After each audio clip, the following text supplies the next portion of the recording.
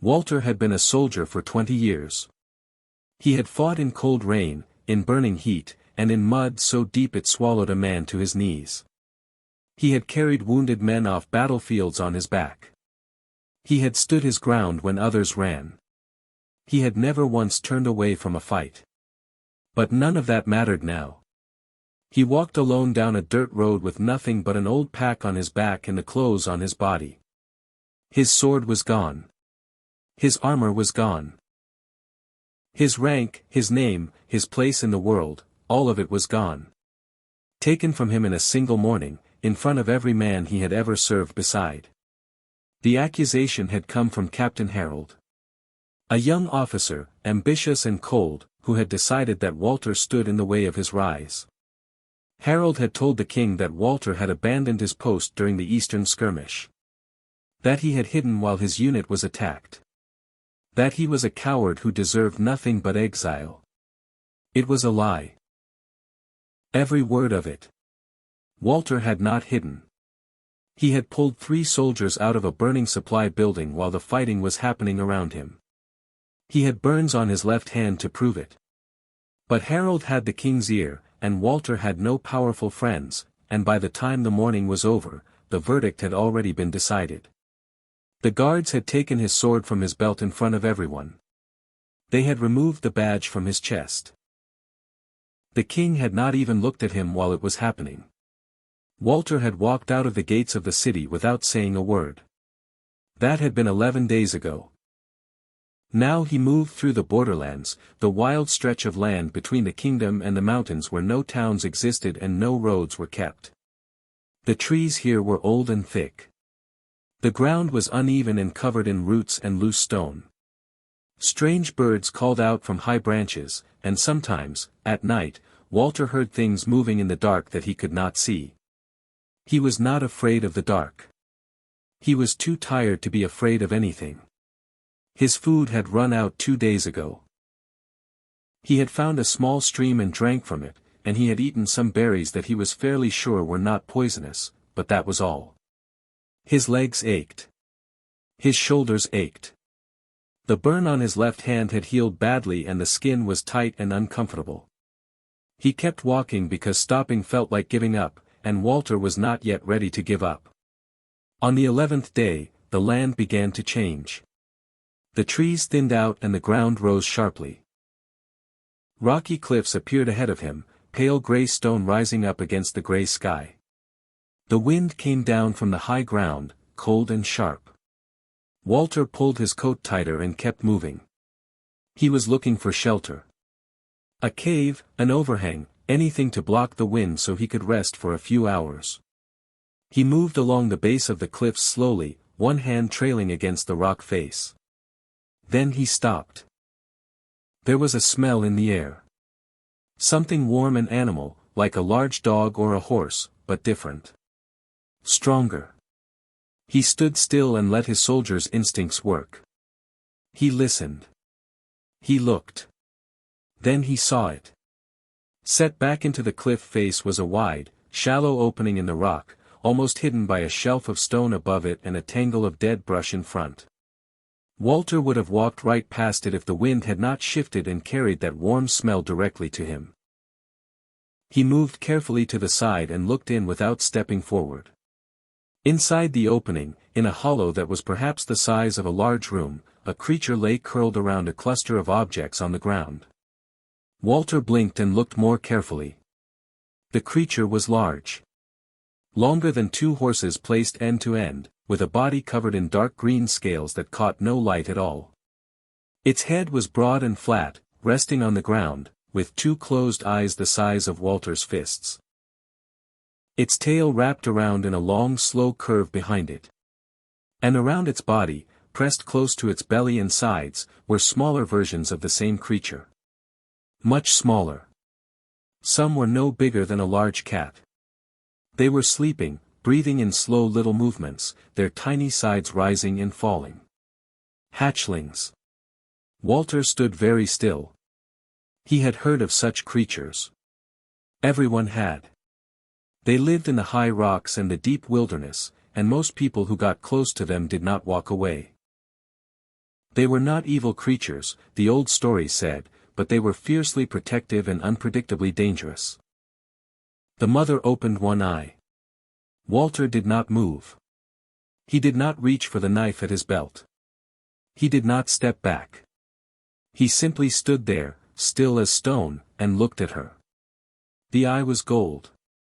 Not yellow, not amber, gold, like a coin held up to firelight. It watched him with a sharp, clear intelligence that made Walter feel, for a strange moment, that he was the one being studied. He was not welcome here. He understood that without any words being exchanged. But he was also not being charged at, which meant she was giving him a moment to make a decision. He took a slow step back. Then he reached into his pack. He had almost nothing left, but at the bottom, wrapped in cloth, was a small piece of dried meat he had been saving without quite knowing why. He crouched down slowly and placed it on the ground, just at the edge of the brush in front of the opening.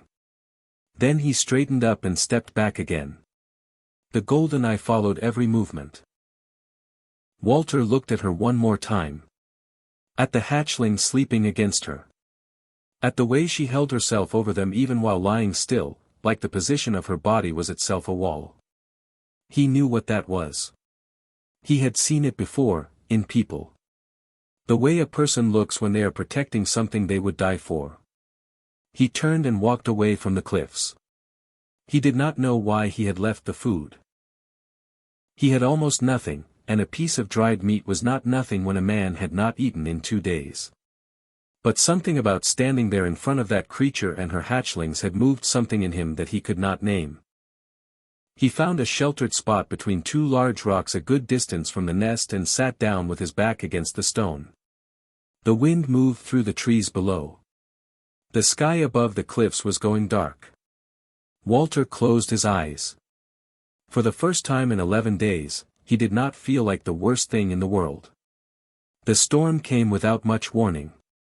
Walter had been moving through the borderlands for most of the morning, following the base of the hills and looking for anything he could eat. He had found a handful of hard nuts and a small rabbit caught in a snare he had set the night before. It was not much, but it was something. He cooked the rabbit over a small fire, ate slowly, and told himself he would keep moving south before the day was over. But the sky had other plans. By midday the clouds had turned the color of old iron. The wind picked up sharply, bending the tops of the trees and scattering dead leaves across the ground.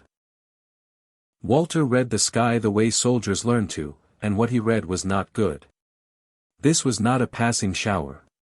This was something heavy and serious, the kind of storm that soaks through every layer a man owns and turns the ground into mud that pulls at every step. He needed shelter. Real shelter, not just trees. He thought of the cliffs. He had been telling himself for 2 days that he would not go back there. The creature had allowed him to leave, and that was more than he deserved. Going back felt like pushing his luck. But the cliffs had overhangs and cave openings, and the rocky ground there drained water fast. It was the best option he had. He turned north and started walking. The rain reached him before he reached the cliffs. It came down hard and cold, soaking his coat in minutes and turning the dirt path under his feet into a soft brown mess. Walter kept his head down and moved steadily, ignoring the cold the way he had learned to ignore it over 20 years of outdoor campaigns. By the time the cliff face came into view through the rain, he was wet to the skin. He moved along the base of the cliffs with one hand on the rock, looking for an overhang wide enough to sit under. The wind was coming sideways now, driving the rain in sharp little needles against the left side of his face. He found a narrow ledge about waist height, but it was nowhere near deep enough. He kept moving. Then he heard something. It was a sound he could not immediately identify. Not the wind, not the rain, not any bird he knew. It was low and rough, somewhere between a growl and a groan, and it was coming from ahead of him. Walter slowed down. His hand moved to his knife out of old habit. He crept forward along the cliff face until he reached the tangle of dead brush he recognized from before. The nest opening. He stopped beside it and looked in carefully. What he saw made him go still. The hatchlings were gathered in the far corner of the hollow, pressed together in a tight group, their small bodies shaking. They were not sleeping. They were watching something with wide frightened eyes. The mother was lying near the entrance of the hollow, and she was not in the position Walter had seen before. She was not curled and calm. She was on her side, one great wing half open and dragging against the ground. Her breathing was loud and uneven. Along her right flank, running from just below her shoulder to the middle of her side, there was a long dark wound. It was deep. Something had torn through the scales and into the flesh beneath, and the rain coming into the opening was mixing with the blood and making it look worse than it perhaps was, but it was bad enough. She had been in a fight. A serious one. Walter looked at the wound and then at the hatchlings and then at the mother's face. Her golden eyes were open, but they were heavy. She was watching him, but the sharp clear intelligence he had seen before was dulled now by pain and exhaustion. He made a decision without thinking about it too long. Thinking too long had never been his way. He took off his pack and crouched down at the entrance of the hollow. He did not go in. Not yet. He set the pack on the ground in front of him and opened it slowly, making no sudden movements, keeping his hands visible. He took out the cloth he used for bandaging, an old piece of linen he had carried for years. He took out the small clay jar of drawing salve he kept for infections. He set them on the ground in front of him where she could see them. Then he looked at her and waited. She watched him. Her breathing was still rough. One of the hatchlings made a small sound from the corner, and her eyes moved to them briefly and then came back to Walter. He did not move. A long minute passed. Then another. Then she moved her head slightly to the side. Just a small movement. But it was enough. Walter picked up the cloth and the salve and moved slowly into the hollow. He crouched beside the wound and looked at it carefully. It was long but not as deep as he had first feared. Whatever had made it had sharp claws or a sharp blade, and it had hit muscle but not gone deeper than that. It needed cleaning badly. The edges were ragged and already showing the early redness of infection. He had worked on wounds like this before. Not on creatures like this, but the principles were the same. He tore the cloth into strips. He poured a little water from his flask over the wound first, washing away the blood and dirt carefully. The mother made a low sound but did not move. He worked steadily, cleaning the wound from one end to the other with the same slow patience he had once used on injured men in field camps. When it was clean he opened the clay jar and spread the salve along the full length of the wound with 2 fingers. It smelled sharp and strong, and the mother's muscles tensed under his hand, but she held still. Walter spoke to her quietly while he worked, not saying anything in particular, just letting her hear a calm voice, the way he used to talk to nervous horses before a battle. He wrapped the cloth strips around her side as best he could, tying them firmly so they would hold without being too tight. It was not a perfect dressing. She was too large for that. But it would keep the wound covered and slow any further bleeding. When he finished, he sat back on his heels and let out a long breath. The hollow was quiet except for the sound of the rain outside. Then something touched his hand. He looked down. One of the hatchlings had crept away from the group in the corner and crossed the floor of the hollow and pressed its small nose against his fingers. It was one of the smallest ones, with scales that had not yet darkened, still pale green and almost soft-looking. It looked up at him with eyes the same gold as its mother's. Walter did not move his hand away. Another hatchling followed. Then 2 more. They came slowly, cautiously, and then all at once they were around him, small warm bodies pressing against his legs and his sides, their little heads tilting and their eyes curious and unafraid. Walter sat in the middle of them and did not speak. He could not remember the last time anything had been glad he was there. He had been trying to remember for 11 days and he had not been able to. He did not have to try anymore. Walter did not plan to stay. That was the truth of it. When the storm passed and the rain stopped and the borderlands went quiet again, he told himself he would check on the mother one more time, make sure the wound was not getting worse, and then move on. There was no future for him near these cliffs. He was a banished man with no name and no place, and staying in one spot for too long was dangerous for someone in his position. He checked the wound the next morning. It was already looking better. The redness had not spread, which meant the salve had done its job. The mother held still while he lifted the edge of the cloth and looked, and when he pressed gently along the edges of the wound she made no sound at all. She was strong. Stronger than most things he had ever worked on. He told himself he would leave the following day. The following day came, and 4 of the hatchlings followed him out of the hollow before he had gone 20 steps. They moved in a loose group around his feet, their small claws clicking on the rock, their heads turning at every sound. When he stopped, they stopped. When he looked back at them, they looked up at him. Walter stood there for a long moment. Then he turned around and went back to the cliffs. He set up a proper camp on a flat stretch of rock a short distance from the nest opening, close enough to hear if something approached in the night but not so close that he was crowding the mother. He had a small roll of oilcloth in his pack, and he used it to make a rough roof between 2 rock outcroppings, tying the corners down with strips of leather. It was not comfortable, but it was shelter. The hatchlings inspected every part of it. They climbed over his pack and pulled at the leather strips and pressed their noses into every corner. One of them, the smallest and palest one he had noticed before, sat directly on top of his folded coat and refused to move for the better part of an hour. Walter tried twice to retrieve the coat and gave up both times. He sat on the bare rock instead and watched them and felt something loosen in his chest that had been tight for a very long time. He started hunting properly on the second day. He had his knife and his knowledge of the land, and the borderlands, wild as they were full of game. He set snares in the early morning along the animal paths he had identified in the brush below the cliffs. He moved quietly and carefully the way soldiers are taught to move when they do not want to be heard. By midday he usually had something. Rabbits mostly, sometimes a bird, once a young deer that had come down from the high ground alone. He brought the food back to the cliffs and left the larger portions near the nest entrance. At first the mother simply waited until he had moved away before taking the food. But after the 4th day she stopped waiting.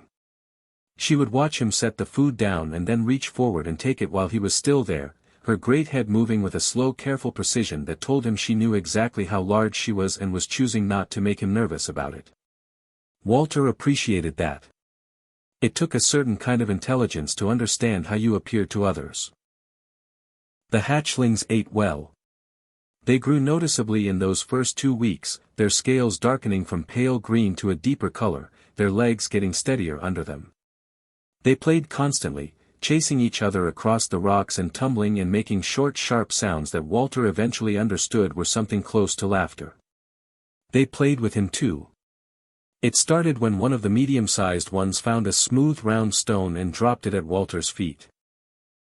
He picked it up and turned it over in his hands, and the hatchling immediately crouched down low with its tail up in the air, watching him with enormous eyes.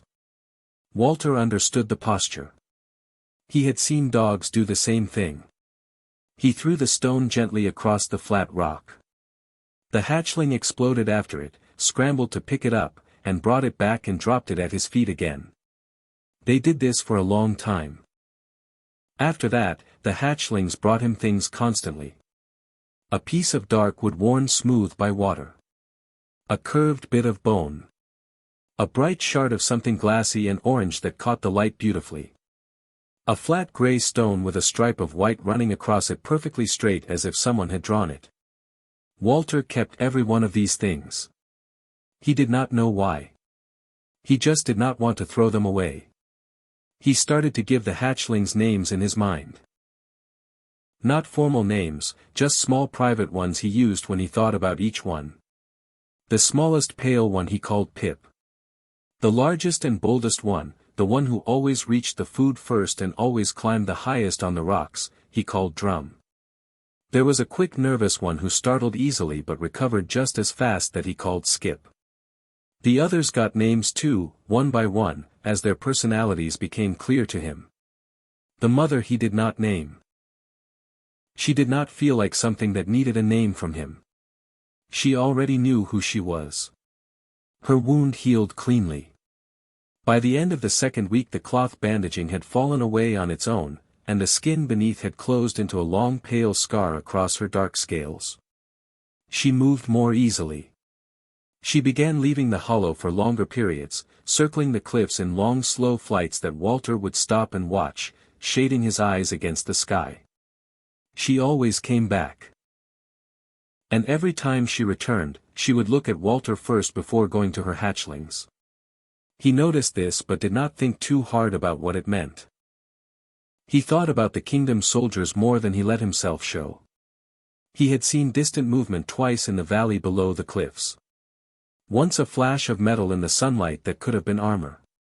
Once a trail of smoke from a camp that was closer than he liked. Harold's patrols came through the borderlands regularly. Walter knew their patterns from years of planning such things himself. They moved in groups of 5 or 6. They were not tracking him specifically, most likely, but a banished man found in the borderlands was within any soldier's right to deal with as they saw fit. He should leave. Every morning he thought this clearly. He would sit at the edge of his small camp in the early light and look south and think about what a sensible man would do. A sensible man would move on. A sensible man would put distance between himself and one fixed location. A sensible man would not build attachment to things he could not protect and could not keep. Then Pip would climb onto his boot and sit there looking up at him. And Drum would come charging across the rocks and crash into Pip and they would roll around making noise and the mother would open one golden eye from inside the hollow and look at all three of them with an expression that Walter could only describe as tired patience. And Walter would stay for another day. He told himself he would decide tomorrow. Tomorrow kept coming, and he kept staying, and somewhere in the middle of all of it he stopped telling himself it was temporary. He was home. He just had not admitted it yet. It was Drum who heard them first. Walter was crouched near his small fire in the early morning, heating water in a tin cup, when Drum stopped moving. The hatchling had been chasing a loose stone across the flat rock the way he did every morning, loud and careless and full of energy. But he stopped mid-step and went completely still, his head turned toward the valley below the cliffs, his small body rigid. Walter looked up. He had learned to trust the hatchlings. They heard things before he did, and they smelled things long before that. When Drum went still like that, something was coming. Walter set down the tin cup slowly and stood up. He listened. For a moment there was nothing but wind and the distant call of a bird. Then he heard it. Boots on loose stone. The particular sound of men trying to move quietly but not quite managing it, because 6 men in leather and metal never truly move without sound no matter how hard they try. 6. He counted the sounds without thinking about it. It was an old habit. Walter moved without rushing. He kicked dirt over the fire and put it out. He picked up his knife from beside the pack and slid it into his belt. Then he looked into the hollow. The mother was there, her eyes already open and fixed in the same direction Drum was watching. The other hatchlings were awake and pressed together near the back wall of the hollow, quiet and still in a way that told him they understood something was wrong. Walter looked at the mother for a moment. She looked back at him. Then he walked to the front of the hollow and stood in the entrance with his back to the nest. The soldiers came around the base of the cliff in a loose line. They were wearing the dark green of the Kingdom Border Patrol, leather chest pieces and iron helmets, short swords on their hips and longer blades across their backs. Walter recognized the formation. He had led patrols like this himself, in another life. The man at the front was Harold. Walter had not expected that. Harold was a captain. Captains did not usually come on border patrols. But there he was, older looking than Walter remembered, a thin smile on his face and his hand resting on the handle of his sword. Behind him, the 5 soldiers fanned out slowly when they saw Walter standing at the cliff face. They had not expected him to be standing there waiting for them. That much was clear from the way they hesitated. Harold did not hesitate.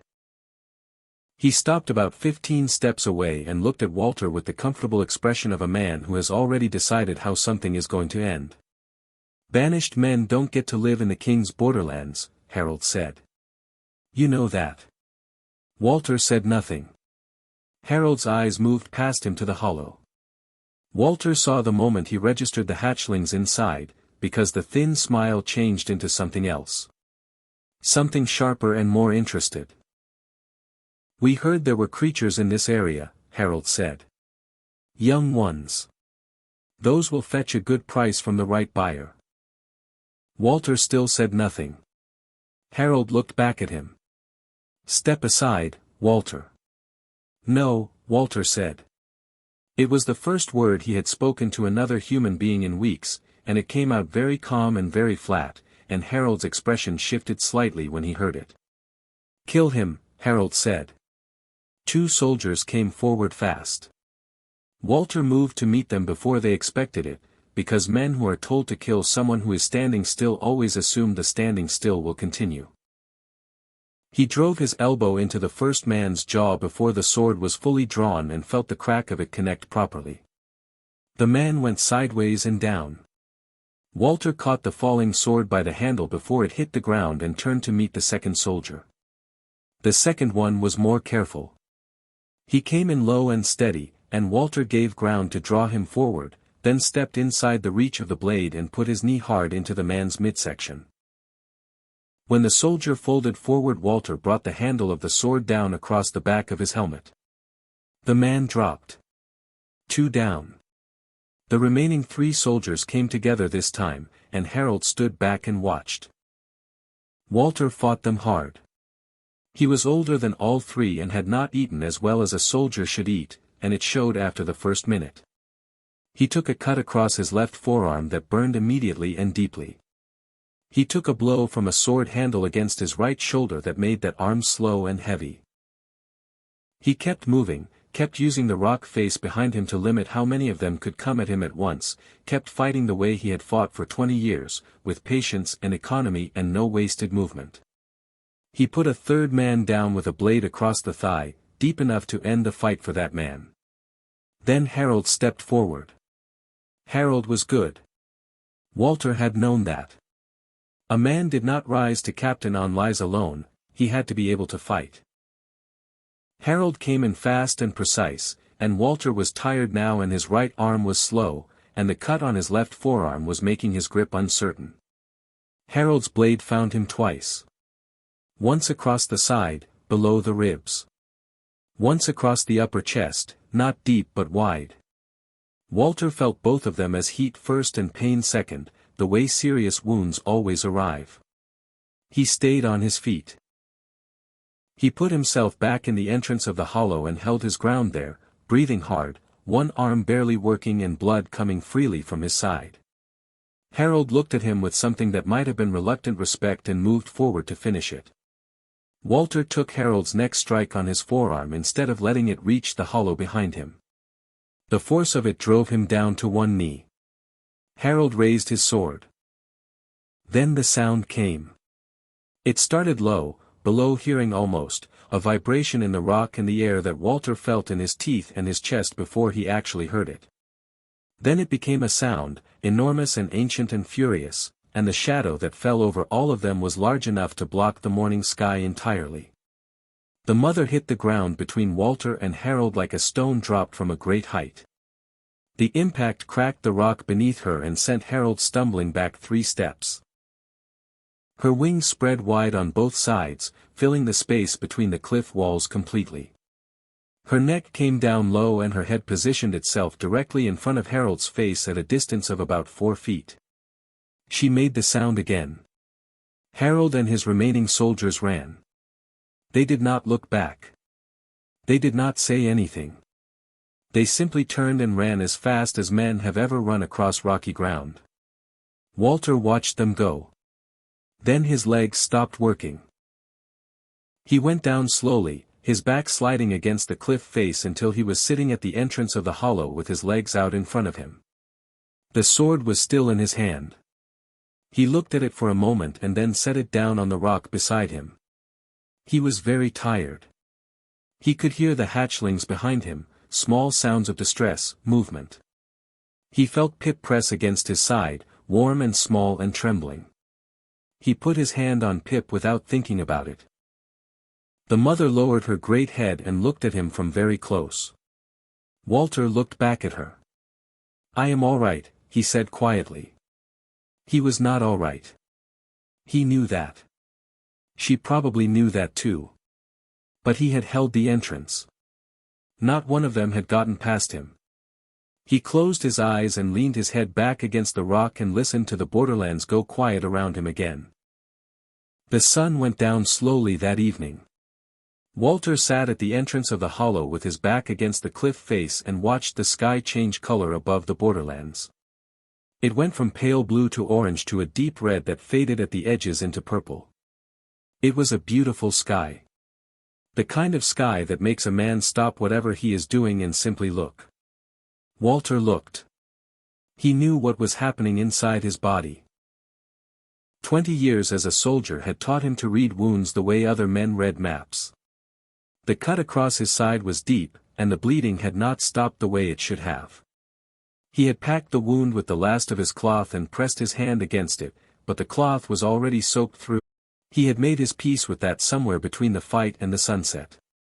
It had not taken long. A man who has lost everything and then found something worth protecting does not feel cheated when the protecting costs him everything. That was how Walter understood it. He had stood in the entrance and not one of them had gotten through, and that felt, in a way he could not properly explain, like the right ending to his story. Pip had not moved from his side. The little hatchling was pressed against Walter's right arm, warm and motionless, its small eyes open and watching his face with an attention that was almost unbearable in its steadiness. Walter moved his fingers and rested his hand gently on Pip's back. The scales were smooth and warm and the small body beneath them was breathing fast, the way small creatures breathe when they are frightened and do not know what to do about it. The others came as the light faded. Drum came first, settling on Walter's left side with none of his usual noise. Then Skip, and then the others, one by one, until Walter was surrounded by warm small bodies in the growing dark. He could feel them breathing. He could feel the small movements they made, pressing closer as the air cooled. The mother came last. She moved out of the hollow slowly and lowered herself to the ground in front of Walter, her great body curling in a wide arc that enclosed him and the hatchlings together. She rested her head on the ground close to him, her golden eyes level with his face, and she looked at him with that steady unreadable intelligence that had never once frightened him, not even on the first night. Walter looked back at her. "You found yourself a poor sort of guardian," he said quietly. His voice was thin now, not much behind it. "A banished man with one good knife and bad luck." She did not look away. "They will come back eventually," he said. "Others like them. You should take the little ones deeper into the mountains when you can. Somewhere they cannot follow easily." He stopped talking because talking was costing him more than he had left to spend. He looked at Drum, who was pressed against his knee with his eyes closed. He looked at Pip, still watching his face. He looked at each of them in the dim light, the ones he had named and the ones he had not gotten around to naming yet, and he felt something that had no word in any language he knew. It was something close to gratitude. He had been thrown away by his kingdom like a broken tool. He had walked into the wild with nothing and expected nothing. And somehow, in the rocky borderlands at the base of a cliff that no map bothered to name, he had been given a family. Walter closed his eyes. He did not open them again. The mother stayed where she was through the entire night. She did not sleep. The hatchlings slept pressed against Walter, warming him in the way they always had, not understanding yet that the warmth was no longer needed. When the first pale light of morning came into the sky, the mother raised her head and looked at Walter for a long time. Then she made a sound. Low and long and unlike any sound she had made before. It moved through the rock and into the ground and up into the air, and it had no name in any human language because no human had ever been close enough to hear it and live to describe it. It was grief. That much was clear, even without words. The hatchlings woke slowly. They looked at Walter and then at their mother and then at Walter again.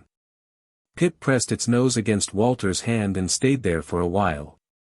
Then Pip lifted its head and looked at the mother with the same golden eyes. The mother moved first. She went to the base of the cliff and picked up a stone in her mouth, a heavy flat one, and carried it back and set it down carefully beside Walter. Then she went and got another. The hatchlings watched for a moment. Then Drum walked to a loose rock nearby and pushed it with his nose until it rolled to where the mother was working. Then Skip brought one. Then all of them were doing it, each one finding stones and carrying or rolling or pushing them back to the same place. They worked through the morning and into the afternoon. What they built was not rough or careless. The stones were placed with a patience and a care that no one would have thought to expect from wild creatures. Flat stones were laid as a base. Larger ones were stacked along the sides. Smaller stones filled the gaps. The mother worked steadily and the hatchlings worked around her, and by the time the sun reached the middle of the sky there was a mound at the entrance of the hollow that was taller than a man and solid enough that the wind that came down from the high ground in the afternoon did not shift a single stone. They did not leave the cliffs that day. They stayed near the mound as the sun went down again, the mother sitting with her head bowed and the hatchlings gathered around her. The borderlands were quiet. No soldiers came back.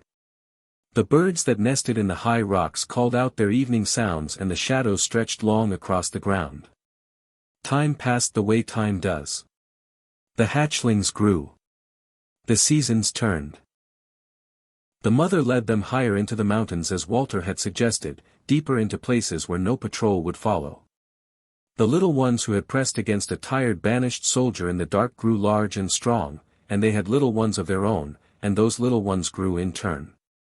The mound at the entrance of the cliff hollow stayed standing through rain and wind and snow and years, because every creature who passed it added a stone without being told to.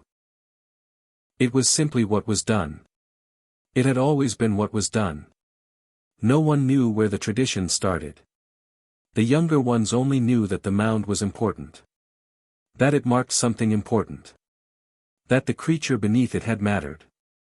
Centuries moved through the mountains like slow water. Then one autumn, in a time very different from Walter's, a group of human travelers came into the high mountain territory under a flag of peace. They had been trying to reach the species for years with no success, and this time, for reasons the creatures chose not to explain, they were allowed to approach. The creatures led the humans on foot through narrow passes and across high open ground until they reached a place where the rock face of an ancient cliff rose up from a flat stone platform. In the center of the platform stood a figure carved from the mountain stone itself, tall and broad-shouldered, worn smooth by centuries of weather but still clear in its shape. A man. Standing upright. Facing outward with his feet planted and his hands at his sides. The humans stood and looked at it for a long time. One of them turned to the creature standing nearest and asked, carefully and slowly, who the figure was meant to be. The creature looked at the carved stone for a moment. Then it looked at the human. It made a sound, careful and deliberate, that the human's translator worked over for a long quiet moment before offering a meaning. The meaning was this. He came with nothing. He left us everything. We do not forget. The humans stood in silence on the stone platform with the mountain wind moving around them and looked at the worn figure of a standing man who had once been thrown away by his own people and had walked into the wild and found something worth staying for. There was nothing to say after that. So they said nothing. They simply stood there, in the shadow of the oldest memory the creatures had, and they understood, without needing it explained, what kind of man Walter had been.